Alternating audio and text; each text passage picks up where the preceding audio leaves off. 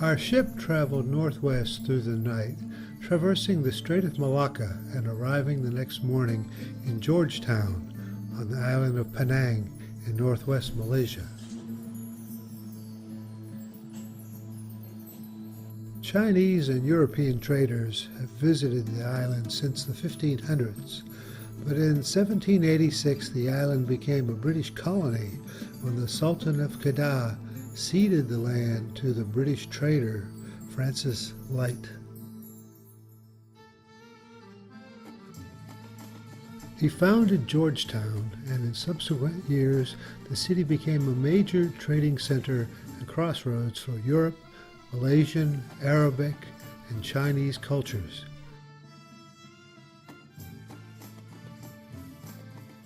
There has even been recent influence from Kentucky.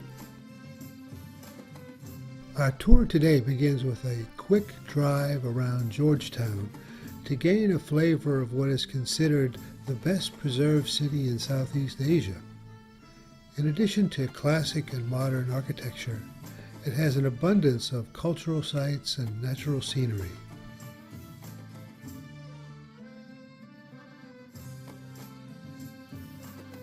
While we were in the city, we toured the Baba Nyonya Mansion. Over a century ago, this was the home of Chung Kien Ki, a Chinese Capitan who lived an opulent lifestyle as the head of the Haisan secret society.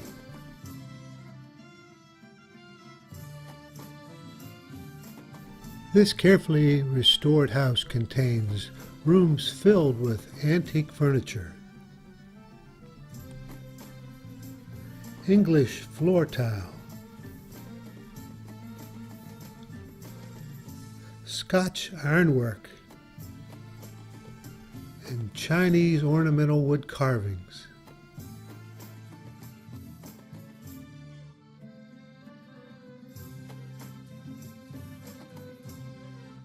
Our next stop is the Wat Chayamangalaram Buddhist Temple. It was built in 1845 on land donated to the Siamese people by Queen Victoria. The front of the temple is guarded by dragons and statues of Deva, the defender of Buddha.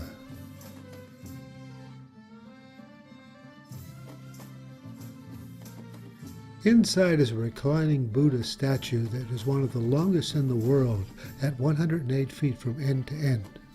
The depiction of Buddha in a lying position is said to represent him during an illness or near the end of his life, but the expression on his face suggests contentment and confidence rather than sickness and death.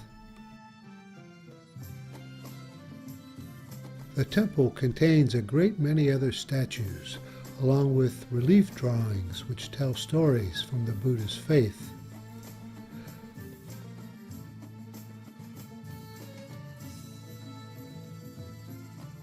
Of course, there are also collection boxes for donations and remembrance candles.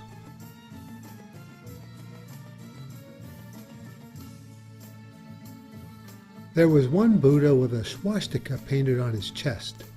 This is an ancient sign of spiritual principles and values which was taken by Adolf Hitler to be used as an emblem of the Aryan race, and that caused it to become stigmatized in the West. Behind the reclining Buddha was a row of compartments built into the wall to contain the cremated ashes of worshippers. Not far away is the Dima Burmese temple. It was built for Buddha devotees in 1803 and contains the Sima Shrine Hall, which houses a large marble standing Buddha. This temple has statues to recognize the faith of individuals from other countries. The facial features of each statue were made to resemble the people from that country.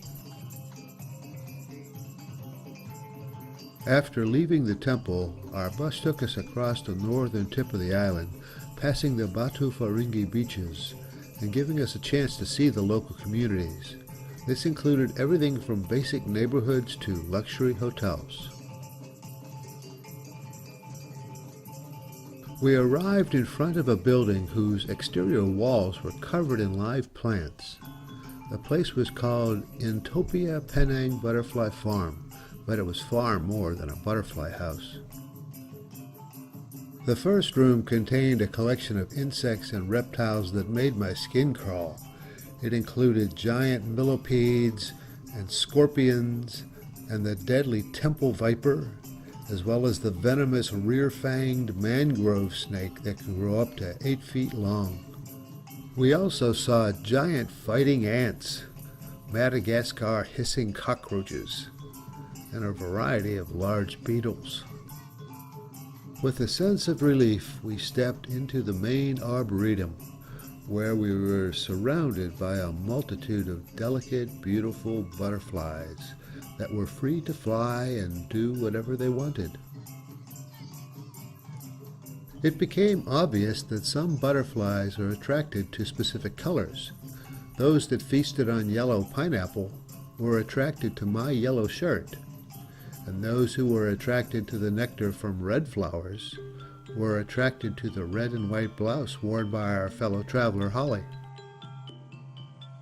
In addition to butterflies, there were other animal displays in the arboretum, including lizards, horseshoe crabs, and colorful ducks.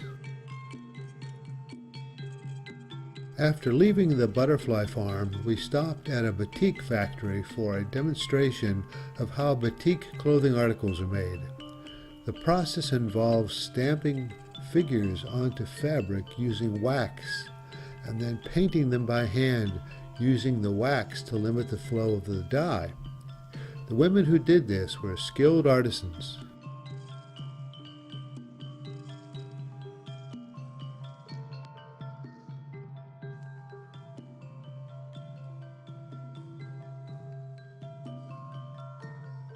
The final stop of the day was Kiklaksi, the magnificent Temple of Paradise, also known as the Temple of Supreme Bliss.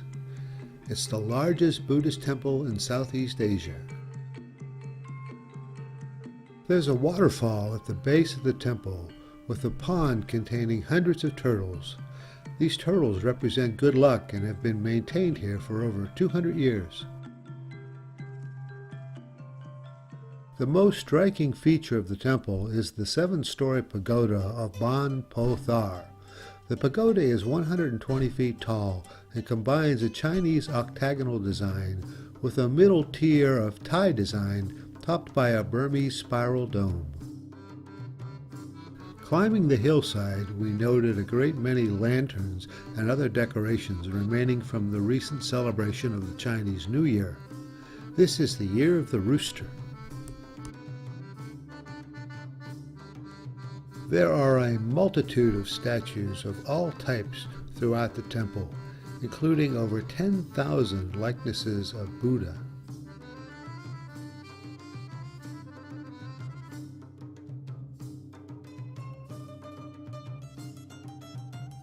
As we climb the hillside, we look down on various pagodas and displays. Included is a large bell that I ring after making a wish. The walls and ceilings of the temple are painted with magnificent murals and designs.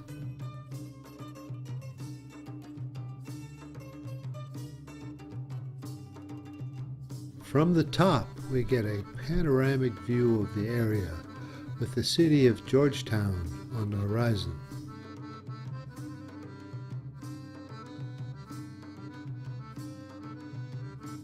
It has been a good day, but now it's time to head back to the ship.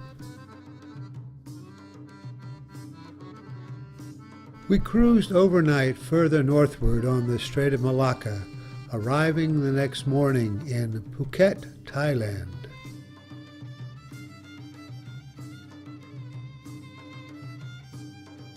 Known as the Pearl of the Andaman Sea, Phuket has long been a melting pot of Thai, Malay, Chinese, and Western cultures. Its history goes back 500 years as a source of tin and rubber, but the key industry is now tourism. Travelers are drawn to the beaches, the crystal clear water, and the forested hills. We're tendered from the ship to Dolphin Pier and then are bussed through town. Along the way we pass some affluent properties and many smaller homes and open-air shops. Our first stop was at the Chalong Temple. This is the largest and most visited temple in Phuket. In addition to the main temples, there are several smaller temples and well-maintained grounds. The temple is dedicated to two monks who led the citizens in a fight against the Chinese during the 1876 rebellion. Each floor is filled with statues and murals, and they claim to have a relic from Buddha displayed in a glass ball on the top floor.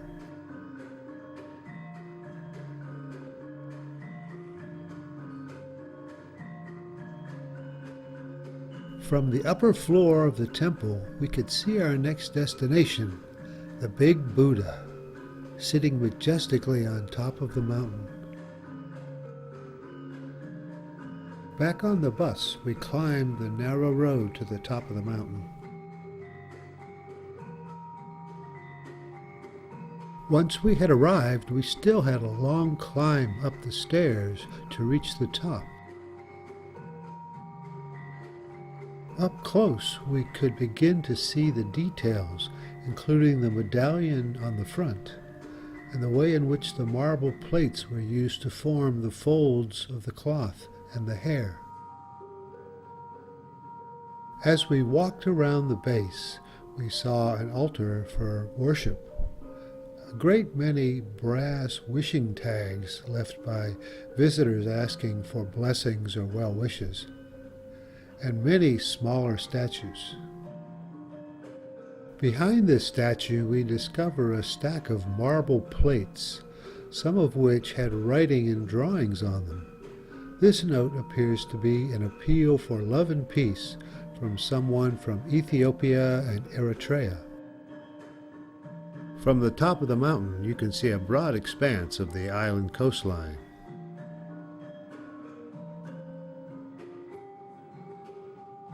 You can see towns, heavily forested mountains, and beaches. Our last stop for the day was an elephant camp, where we were entertained by various animal acts, beginning with monkeys. The monkeys were introduced by name and began the show by opening the curtain.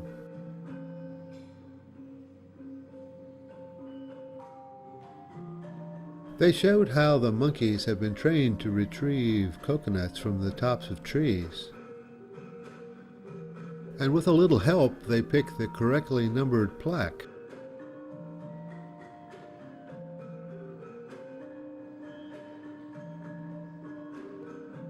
One rode a bicycle, while another dunked a basketball.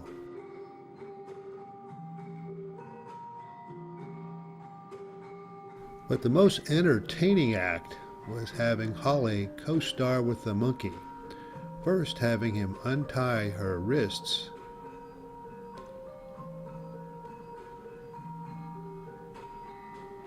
and then sitting on her lap. What a team. We then experienced a show performed by an extremely intelligent, gentle, and personable elephant. To get things started, the elephant played a harmonica. Then she showed her ability to kick a soccer ball.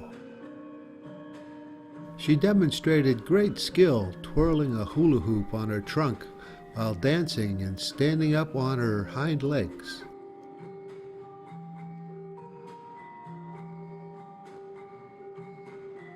But then things got personal when, one by one, the elephant put her trunk over our shoulders and danced with us, rocking side to side in time with the rock music.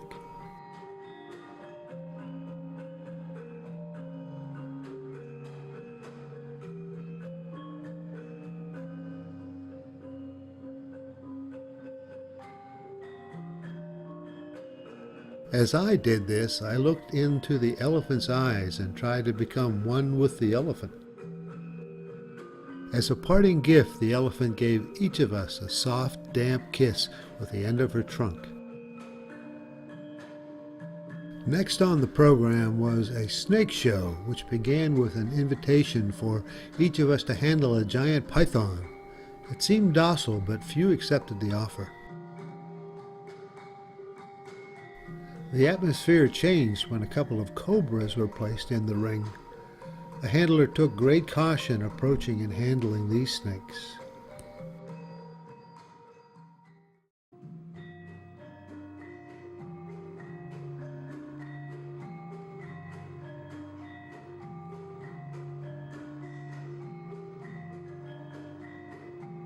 And now it was time for the highlight of the day, the elephant ride. The first to climb aboard an elephant was our friend Aki. She didn't weigh much, so the elephant looked like it was going to have an easy walk. Next were John and Holly. Climbing on is a little tricky as they balance the weight of two people on a bench seat on top of a pile of rugs. The restraining bar is also a little flimsy.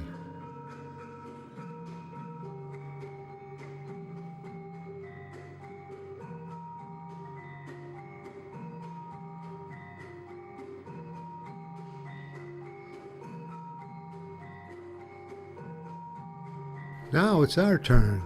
The driver climbs on the head of the elephant with great dexterity, and we're off. I feel very high off the ground. The bench on the stack of rugs feels very insecure. You lunge forward with each step and then rock back as the rest of the elephant catches up. You slide around a lot, and the metal bar holding you in place seems totally inadequate. We make a turn away from the road and up the hill into the jungle. We follow a path that is full of ruts, but our elephant is extremely sure-footed. As we climb higher, we can see the hills and the bay beyond.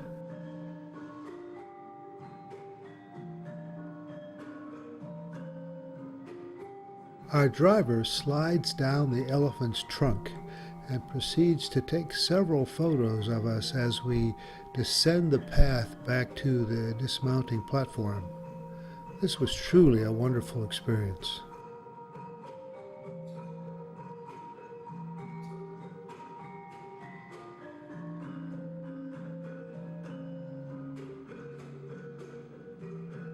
It was a short ride back through town to the dock where our tender was waiting to return us to the ship.